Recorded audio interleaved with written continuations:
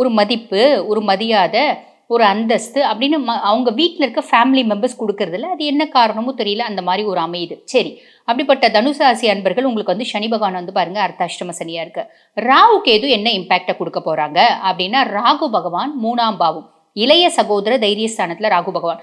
பொதுவாக வந்து பாருங்க, அசுபர்கள் 3ஆம் பாவத்துல இருக்கும்போது அவங்க வந்து ரொம்ப ஸ்ட்ரென்த் ஆவாங்க, ரொம்ப பலம் ஆவாங்க. ஆனா சுபர்கள் 3ஆம் பாவத்துல இருக்கும்போது ரொம்ப வீக் ஆவாங்க. உதாரணத்துக்கு குரு பகவான் 3ஆம் பாவத்துல இருக்கும்போது ரொம்ப வீக் ஆயிடுவார், ரொம்ப வீக் ஆயிடுவார். அவருக்கு பெருசா வந்து பலம் இருக்காது அப்படின்னு சொல்லலாம். ஆனா ராகு 3ஆம் பாவம் வந்து பாத்தீங்கன்னா என்ன அப்படின்னா, நீங்க எந்த முயற்சி செஞ்சாலும் அந்த முயற்சியில வெற்றி அப்படின்றது கிடைக்கும்.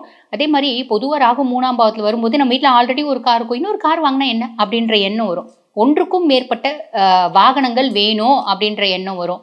அதே மாதிரிங்க 3ஆம் பாவம் வந்து இளைய சகோதர தைரியஸ்தானம் அப்படின்றதுனால நிறைய வந்து பாருங்க நம்மளுக்கு தைரியம், தன்னம்பிக்கை அதிகமாகும். பார்த்துக்கலாம்,